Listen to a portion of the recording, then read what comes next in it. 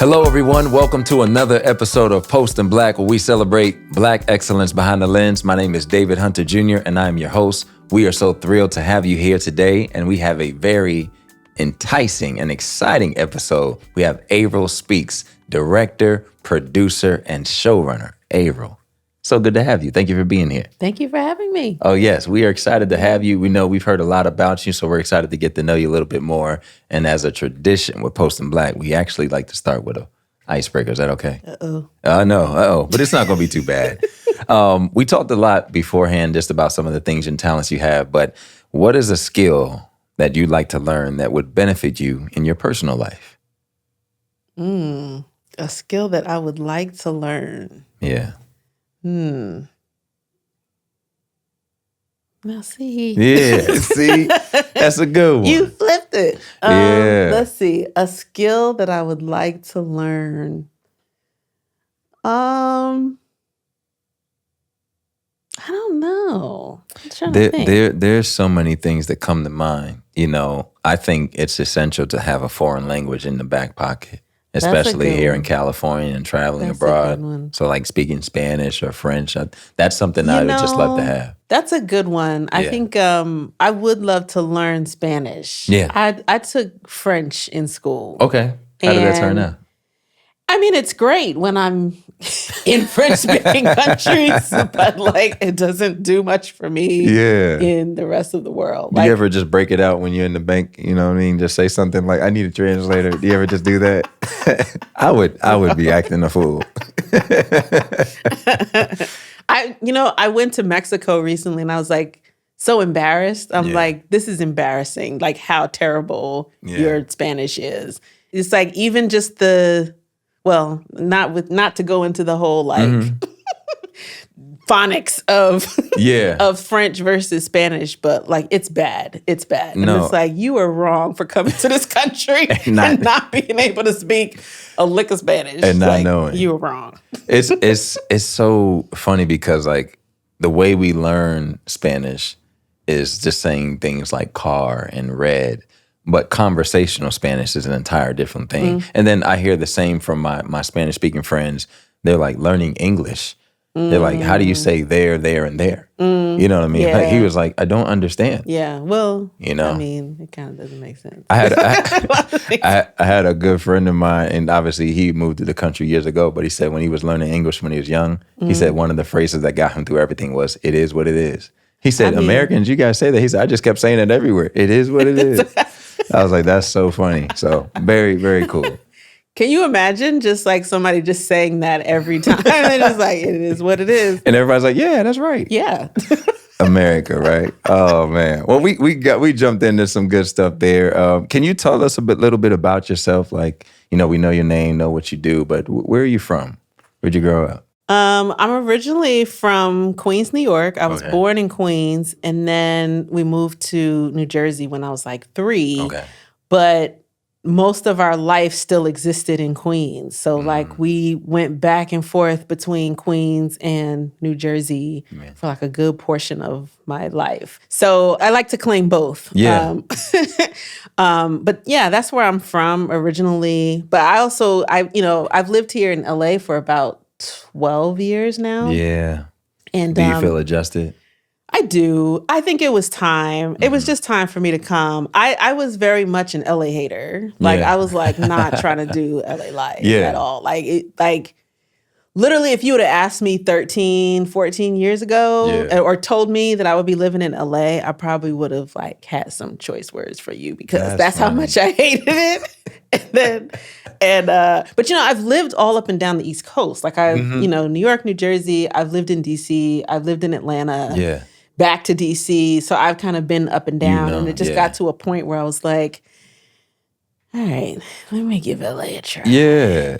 LA is an acquired taste. It's an acquired taste. It's an acquired taste. I've loved it since I was little. I used to watch the Rose Bowl, and I was just always fascinated. I was like, it's dark out here in DC and Virginia, and it's always sunny out there. And you know what I mean? I was just so fascinated. I was like, we got snow, and they're just out there, palm trees. And then I just was always like, I knew I was going to move here when I was younger. So I've loved it. but I do know it's just different. And now when I travel other places, I've been here going to be 17 years. Oh, wow. And it's like going to other places is like getting off a treadmill and you've been running at a certain speed. Yeah. I'm like, wait, how do you do this? Wait, your pizza place closes at 10? Yeah. You know, it's but it is something. But I also say coming from New York, it's just New York has a different animal. You know itself. what? I think like I said, I moved up and down the East Coast and I went to grad school in New York. And then I, stayed around for a couple of years. And I got to after grad school, and I got to a point where New York was just starting to wear me out. It was just, it literally is the city that never sleeps. And I was just like, I'm tired. Yeah. I want to go sleep. And so I moved to Atlanta, and Atlanta was kind of like, I used to tell people, Atlanta has stuff going on, but you still have time to sit on the porch and drink your sweet tea. You know what I mean? Like, it's just like a real relaxed vibe. And so I moved from Atlanta to D.C., or I should say back to D.C. because I went to undergrad there. And I remember coming off of 95 and just being like, why is there so many people? Like, it's so crowded. Like, coming from Atlanta to D.C. was it's intense. It's intense. It was intense. Yeah. And I don't think D.C. is as intense as New York, but it has its own vibe and its own like pace about it. And then when I moved here, I was kind of like, this is nice. Like, this is just right. Just what you need. It's like a chill vibe, but it's also that hustle and bustle life too. It's definitely still there, but it's at like a much more laid back pace. Yeah. And I think that's just what I needed in my life at that time. So. I hear that. What was it that got you into entertainment? Because obviously we mentioned a few titles: director, producer, showrunner. What was it growing up in New York and then even being in DC for undergrad that got you started in entertainment? It's interesting because like I feel like I've always been a storyteller. I just never knew it. Like I never knew to call it that. Yeah. When I was a kid, I used to write stories. Like I used to write short stories. I used to put on plays. Like I had a friend that we would just go over each other's houses and just put on plays. That's all we did. We didn't play with Barbie. We didn't do none of that. We were just like, we're gonna make a play. Yeah. And so it's always been there, but like I never knew what one does when they like to write. It's just that part of the equation never clicked. Yeah. And so I went through a lot of high school and most of college just trying to figure out what is there for me to do, knowing that I like to write. And specifically, I liked creative writing because I tried journalism at the time. Yeah. And, it was like, oh, you have to like go and interview somebody and then tell that story. And it was like, I want to write my own stuff. And so it was one of my advisors in college was just like, you ever thought about film because you like the visual aspect, but you also like writing? And I had never thought about it before. And I took a class at Howard, and that was all she wrote. It was like literally from day one. I was like, "Oh yeah, this is it. This is like the perfect blend of all the things that I love." And I grew up loving. I watch a lot of television. I love going to the movies. Like I said, it never clicked that there was somebody behind the camera. Like, that's so real. that was actually making all this stuff happen. And it wasn't the business part of it. Creativity, right. And so it wasn't until I took that class that I was like, oh, I get to do this? Yeah. Okay.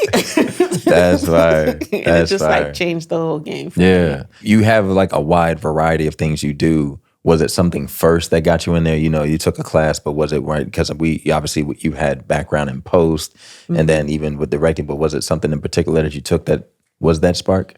Honestly, that first class was an intro class where you were doing a little bit of everything. Yeah. And also at that time, when you take those intro classes, especially in undergrad, they have you doing everything. They really do. So I was like, shooting with the camera. We were using film cameras back then. I was like, with the crane. Yeah, that's crazy. And we were like cutting on a steam back. Like we were splicing film. Yeah. And all of it was just really exciting to me. I don't think at the time I really understood what the different roles really meant. I think with a little bit of time, I understood like, okay, a director. Yeah. You understand a director, you understand writer. Yeah. And so like when I went to grad school, it's kind of like, well, I want to do that because those are kind of the positions that are always, put out there and always like stick out. And so I just kind of gravitated to that because it's almost like I kind of wanted to keep doing what I was doing in undergrad, like doing all the parts, like all the things.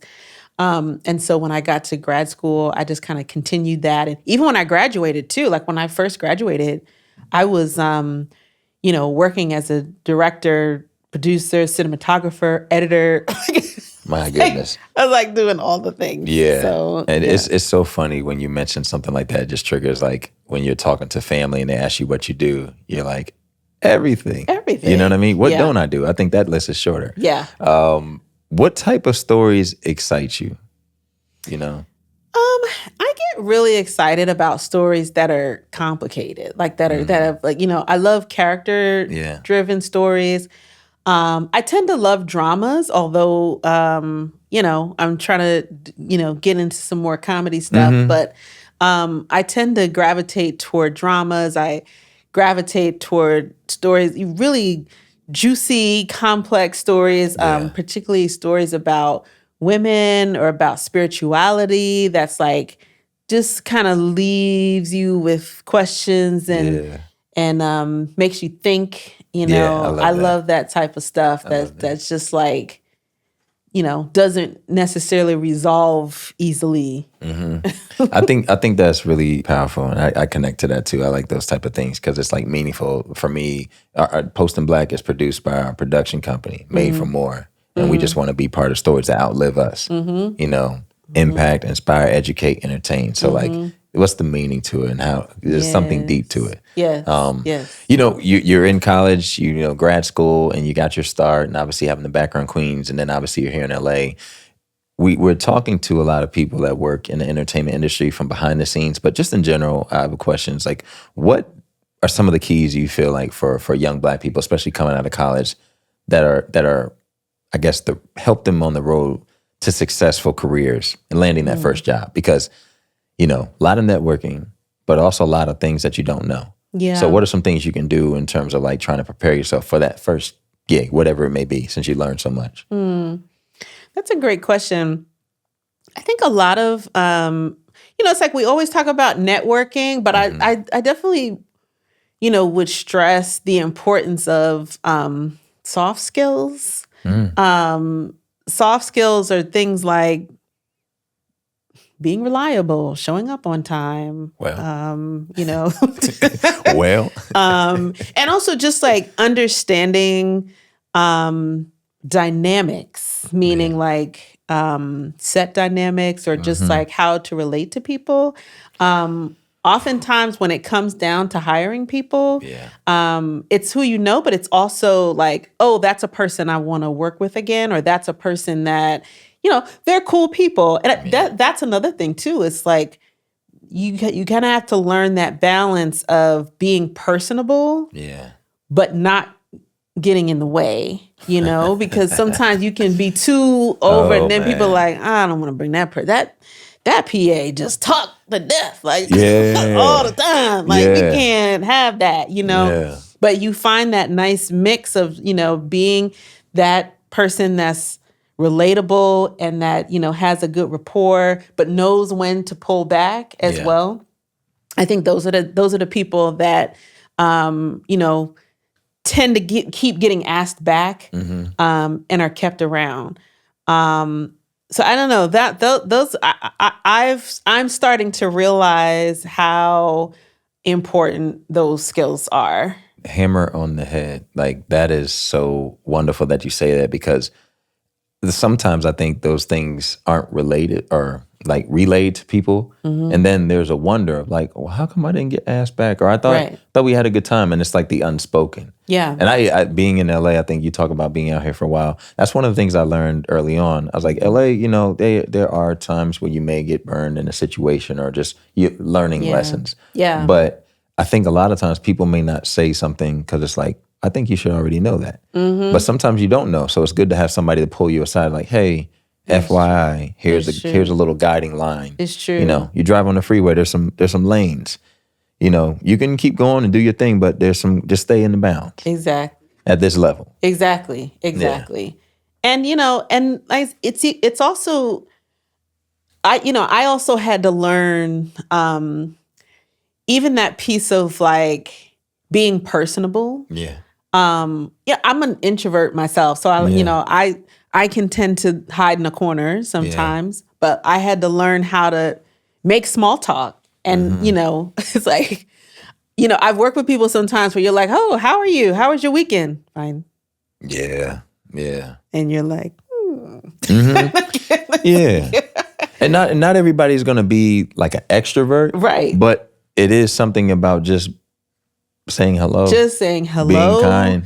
And maybe just like expand a little bit, give a little tidbit about what you did this weekend or something. You don't have to go into a whole thing about it, but that just shows that it's kind of like an offering. Like, you offer up something about yourself and like somebody will receive that. And it's like service. That's what this industry is in a way. Yeah, totally. Would you say working, like being at Howard, obviously, HBCU, one of the top ones, one of the most famous HBCU out here.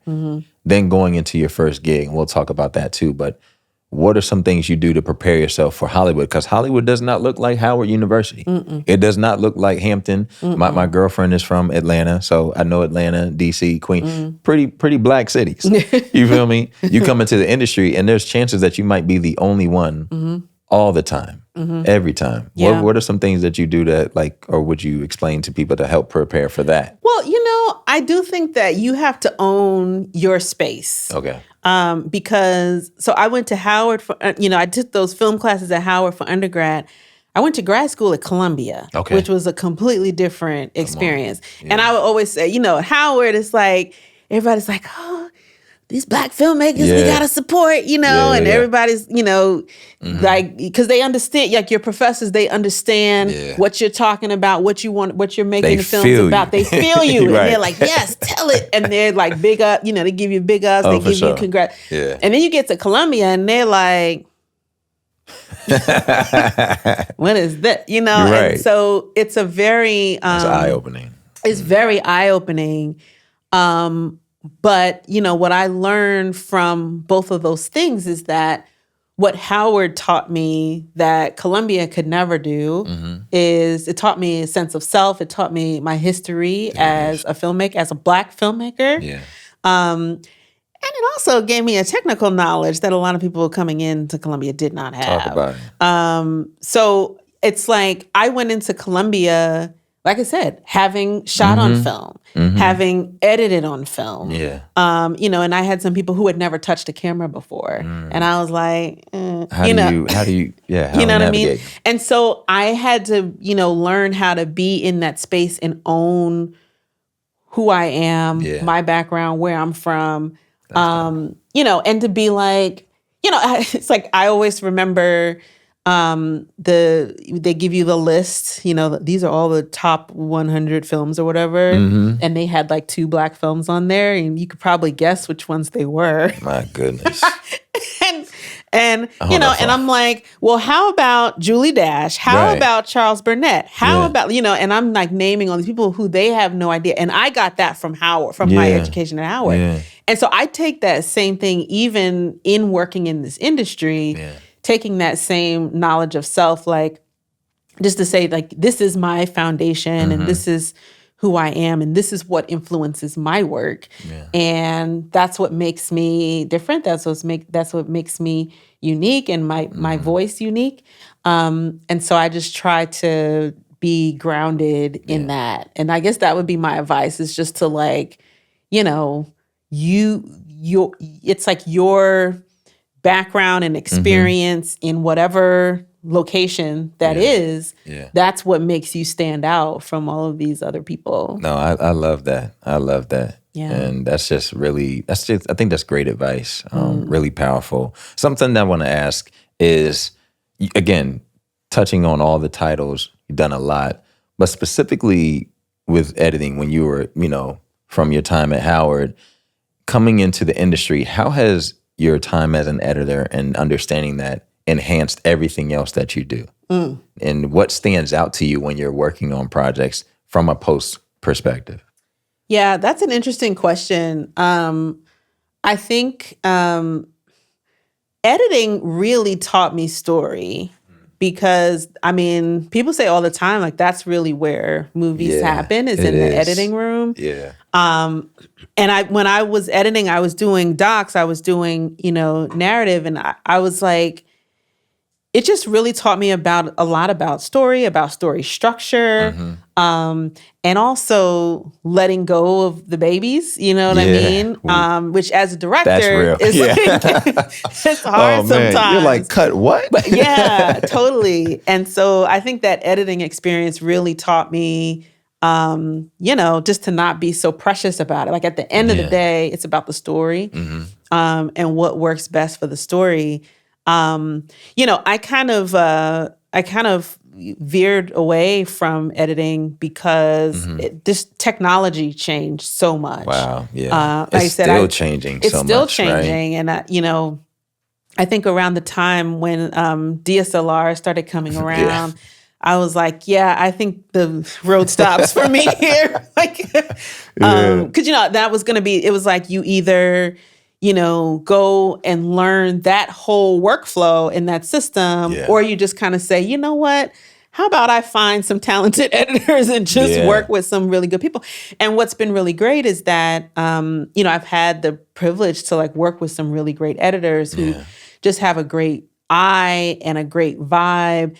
And, it's like, I worked with an editor recently, and we had such a great time because she's just like, you get it. I'm like, I know you have to sift through, it's easy to just be like, just move this over there. And it's like that little movement, that little piece that you want to move that's like a whole day's work. Because then you have to cut it, and then it's a ripple effect, and now you got to re-render the whole thing. Talk about it. So, I get the struggle of, the technical piece of editing just as much as the creative element of it. And also, I mean, I'm probably a little bit annoying in the sense that, like, I can watch now and I'll be like, you were frame off. Yeah, because and she's like, no, we're not. And I'm like, yeah, there's an extra frame in there. And then she'll go back and be like, oh, yeah, you're right. We're doing this right now in person, and when people watch this episode, it's going to be a few weeks from now. But I know people are clapping and liking, and they subscribing to what you just said in terms of that. I've primarily worked as an actor, and I got into the world of producing and just doing a lot of producing. And I remember somebody had said something, and they asked me to talk to the VFX artist about a particular shot, and I was like, hey, that's not a quick fix. That's $1,000 fix. Right. And they were like, really? I said, oh yeah. Like, we got a professional, that's that. And they're like, oh, okay, I didn't know. Yeah. And obviously the budget was there and they did it. But I remember talking to my guy and he was just like, man, thank you so much for like sticking up for me. But it's because I knew. Yeah. And a lot of times, when you think editing coming up in film, you're like, oh, they're going to edit, they're going to color, they're going to do the sound. They do everything. Right. And you're like, you just named seven different invoices. Right. Exactly. You know what I mean? Like, you better cut that out. Exactly. So I just wanted to jump in with that. That's fire. That experience helped you. Would you say that the editing that you've chosen, because working on, unscripted, scripted is a totally different thing. Do you have like a certain Rolodex of people or are you still out there? Because I think for us, we get a lot of comments that we don't know Black editors exist. Oh, I didn't know they were there. Yeah. Is there something like you have? Are you still looking for people for your projects and all that? How do you go about that? I'm totally still looking. Yeah. I think both for scripted and unscripted, it's hard to find Black editors. And actually, I'll even say, I know this is called Post in Black. Yeah. The whole post ecosystem. I mean, there's that's like a whole department that there's many, post supervisors and for sure, post producers and like specialties that people focus on. Yeah, exactly. Like it's been a real challenge. I worked on one project once, and I did have I've developed now like I have a few names that I can go to, but I found this editor in London who I was like, look, And especially because like that particular project, I wanted a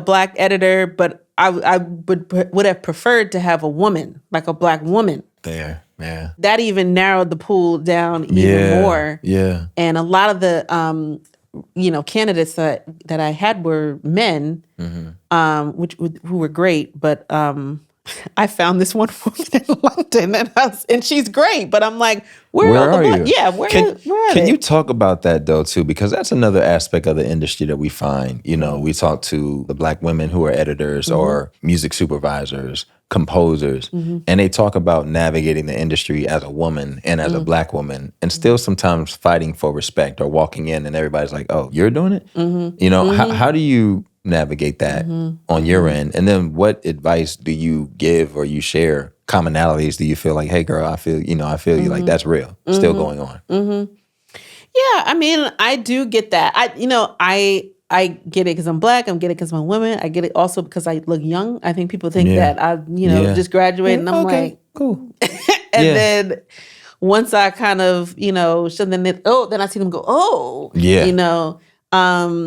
but it's my philosophy is always let the work speak for itself. There it is. And so for me, when I notice that and when I get in those situations, I, just put my head down and do the work. Yeah. I also just try and find those people, like find those allies, you be on a Zoom call, like, okay, where we at? Hey, sis. Oh my goodness. It's so important. It's so important. It's so just to have an acknowledgement of like, I see you. Yeah. And we're here. It really is. Yeah. It really is. It means a lot. Something I want to ask you about in terms of navigating the industry as well, because we see it all around. We see it in acting, we see it in directing, posts. Being in the industry where you want to work on Black content, but then you want to also show that you can do other content. How do you navigate that? What is something, thoughts on not being pigeonholed, and then thoughts on like wanting to push for the culture, push for the people? That's a real good question. Yeah. I don't really know how to answer that because I also don't know how to answer that. Oh yeah. Yeah.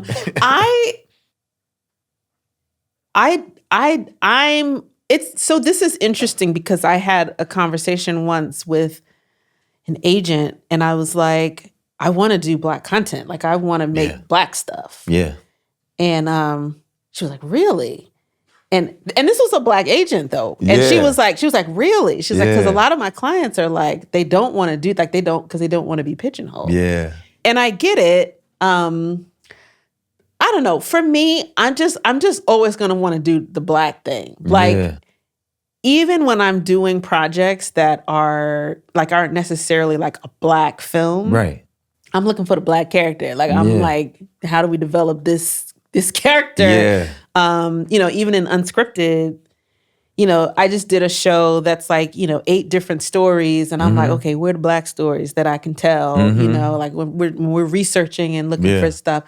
I just love Black people. I love our culture. Like I love being Black. I wouldn't have it any other way.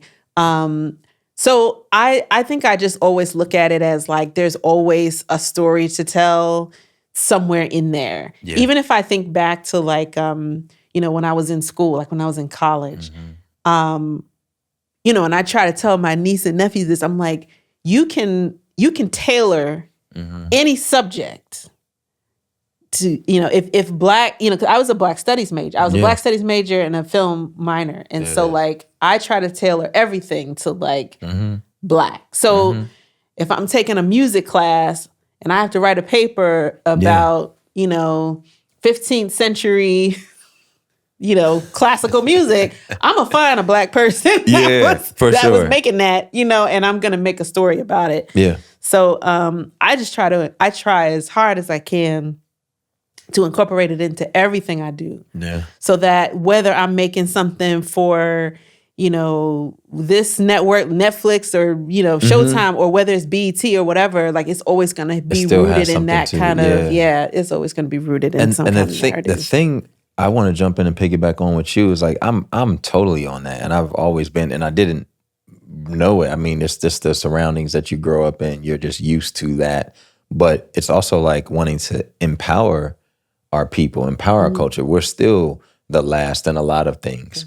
We're still having first in a lot of things. And it's like, man, we haven't done that. Yeah. You know what I mean? And then I think the purpose of this podcast, even with my brother starting it, is exposure. I don't think there's a lot of people that know they could even work in entertainment, work in post-production. That is a technical skill that you can learn and work. Obviously, we had strikes and we had things going on, but you can work in this industry and be connected and really have an impact and take care of yourself. Yeah, that really excites me, and just really, I feel the same way, and just wanting to be impactful. So I love that. Yeah. That's meaningful. Absolutely. Yeah. Absolutely. Yeah. I get into a few things here and talking about, how you got your start and all of that. But we talk about, what it's like for Black people. Can we share something to people? Because we have audience members that watch this from all over. Can we share tips for, our white producers, our white directors and executives to help, them, I guess, work better with we say people of color, with Black people in these spaces? Because sometimes it's like you may get hired into a show or opportunity, but then again, it's like, oh, I don't know if that editor can work on this show because it's not Black, it's all white. And it's like, we've been forced to be in white stories since we were little. We always have had to adapt. So what are some tips you might want to share with our brothers from another, sisters from another, to say, hey, this is maybe a way you can maybe connect with your team in a better way? Because you're behind the scenes, you're putting forth, and you're building teams. But people who are building teams that don't look like you, they might be in a situation where they don't actually do it right or have that aspect. Yeah. That's a great question. I feel like I've had conversations before in working with white executives, white producers, even in some cases white directors, because there's a lot of people that say, oh, I want to have a diverse crew, but it's like, you have to understand, you have to give a little bit in that too. One of this is like you're talking about, is releasing this idea that, Black people can only do one, type of thing. It's also understanding that the same opportunities may not be there. Yeah. So you have people who are great, editors, great, designers or what have you, who, and you want them to have these certain credits, and you want them to have X amount of these certain credits. And I get it, because that's what's familiar to you. Right. And so you also have to kind of get out of that mindset that, quality only looks like having this many, credits on your IMDb, or it only looks like, working on these types of shows. It's like, really challenge yourself to actually look at their reel, to actually look at their work, and then to talk to them. Because the other thing too is like, I found some people who might have been working in another field or another department, and we have no idea why that is. You know what I mean? Like, we don't know the circumstances of why that is. But I've met some people who were like working in something else, and then, we're trying to transition to a different job, or, or I met them and was like, you would make a really good da-da-da. And they were phenomenal. Wow. And they have like the greatest work ethic and like the greatest attitude about it. And they come in and they just want to learn, and they're ready to experiment, and, they're like new and like ready to just like jump into it. So I think that people just have to be open. Like you have to be That's what it open is. in terms of content, but also in terms of skill and like be able to kind of have a little bit of foresight to see the potential of someone. And that only comes through, like I said, you have to actually look at their work. Yeah. But you also have to talk to them. And, you know, there's some, I'll use myself as an example. Like when I moved to LA, you know, I was a professor. I had taught at Howard and I was like a full-time professor. People didn't know that I had all of this, you know, when I came out here, I have all this experience as a college professor, like doing research and, you know, this kind of thing. And I also had a career as a director as well. Like I had done 2 features, like before I even came out here. And so, but when, you know, I left teaching, you know, some years ago, like to, you know, to jump back into production full time. And I'm like, people can look at that time, I didn't even have, I think there was probably just like a couple of things on my IMDb. Yeah. But if you were to talk to me, you would know I have a whole background. Exactly. I've written books. Right. Like, I've written chapters in books. I presented at conferences. I know how to research. Right. You know, which can be useful for you in unscripted, especially in, you know, scripted too, but you sell yourself short because it's like you have to give somebody that opportunity and see past, you know, just the resume or the recognizable. credits. And what you said is it's a little bit of a initiative, a little bit of go-to. Yes. Just asking a third question. Exactly. You know, one of the best blessings that I had out here, my first job, it was my second first job, but my job was a tour guide at the Kodak Theater, Dolby Theater. So within 10, 15 seconds, I met people from all over the world and, you know, had to really tell them, hey, I'm about to talk to you about 45 minutes about the Oscars. So you got people from middle of the country, you know, never been to Hollywood. They done seen Homeless Spider-Man. Now they coming inside and there's a black tour guide. And they're like, you're going to tell me about the Oscars. And then meeting people from Japan, and there's a language barrier. And that skill set allowed this. You know what I mean? They're like, oh, you're hosting, you're doing this, or you're doing interviews, or you meet people, and it's like the producing, it's just meeting people, but it was getting in. Yep. And just you're finding skill sets, and now it's like, okay, that's a connector. Yeah. You know, we're not going to keep you all day, but we can't not talk about, you know, what you're working on now, and it's something that's out right now. I loved Jen, obviously a feature film that you work on, and then what's going on right now. And I have to make sure I got it right. The Files of the Unexplained. That is such. I've seen it, and it's like it's one of those shows. You know, if you haven't seen it, please, you know, go on Netflix. It's on right now, but it's so unique and just the storytelling, and like I'm in a unique way. It is character driven. Because I'm connected to these people that I'm meeting, and I'm like, what is going on? Yeah. And I didn't grow up like they did. Right. And they are in Mississippi, and I had an encounter with a species, and they shook my hand, and they talked, and I'm saying, this is crazy. I need more. What's happening? So can you talk about how you got connected to this project and how that even built out? Yeah, I got connected to that project through Vox Media, who was the production company that produced that for Netflix. And they kind of like brought us in and they just were like, here's a database of stories. Yeah. And we just had to kind of sift through and find the ones that just felt the most compelling. And it's funny you say, you know, them being character driven, because that was one of the major like criteria for what we chose was that making sure that they had strong characters at the helm of it, but that there were personal stories, that like personal accounts, right. You know, and so every episode starts off with somebody saying like, "I was here on this day, and like this is what I saw, and this is what happened." But it grips you, and I for me, like that's what drew me to the series, and also like kept me engaged in each one of the stories. You know, the individual stories. It was the people, and it was like, you know. I always feel like, you know, I have a, you know, my slogan or whatever is like the truth is in the story, you know, and it's like when people are given space to talk about their own experiences, it just creates a different level of human connection, I think. It does. And with each of these stories, they, you know, you just become connected to these people in a very unique way because you're like, so I mean, some of the stories you're like, no way. Right. Really? No, it's crazy. But because they're telling a personal story, it draws you in. There's no acting. And that's the thing too, authenticity of it. Yeah. Something I guess now with, doing Post in Black and hosting and paying so much attention to editing, I was really intrigued by the pacing, of the story.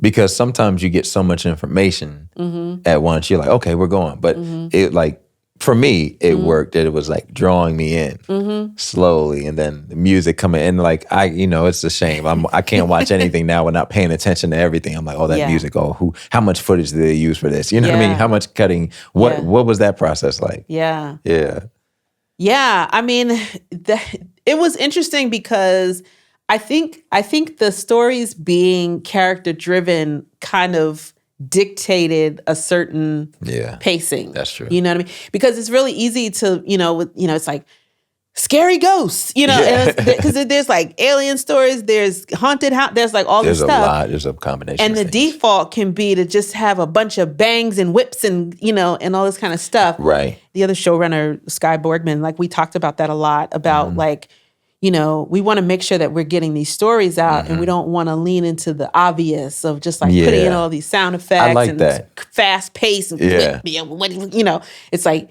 you really have to listen to what they're saying, the story that they're telling, and let that build. Like let that build over time and kind of we're walking the audience through that timeline.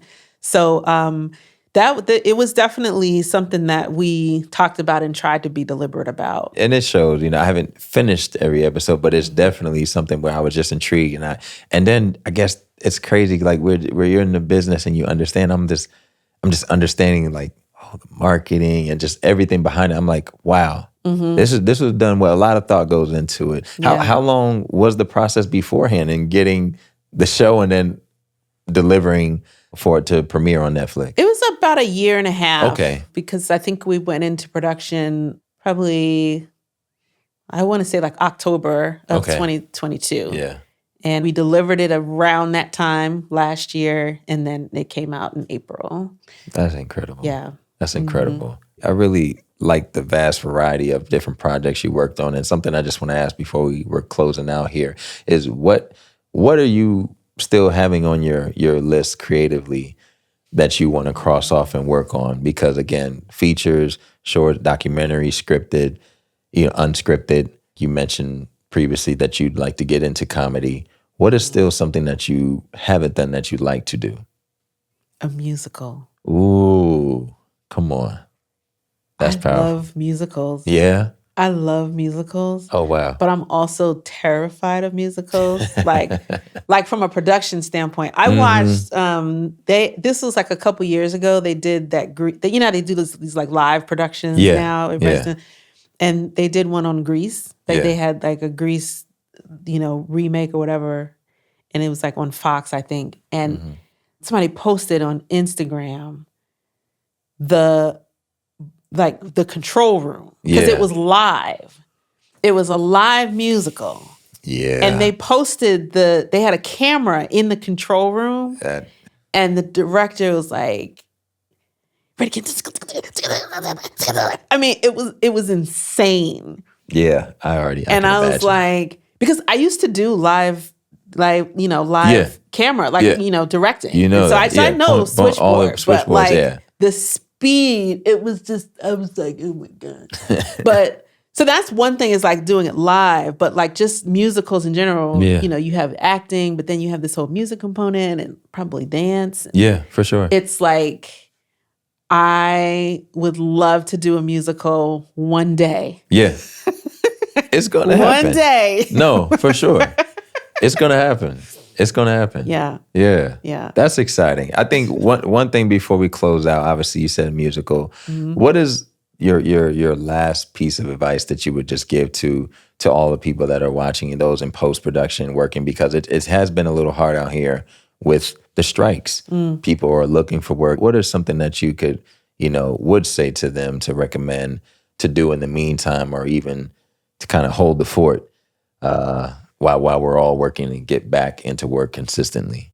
I would say stay open. Okay. You know, there's just, I just feel like there's things, there's opportunities, there's doors that are, I don't want to say that there's doors open, just walk in. Like, it's not like it's that easy, but there are doors, and sometimes we have to try different doors. It may not look like what you, and it may not look like what you imagine. I never thought that I would be working in unscripted. Yeah. Especially being that, you know, I started this interview saying I started out in journalism and realized I didn't really like journalism.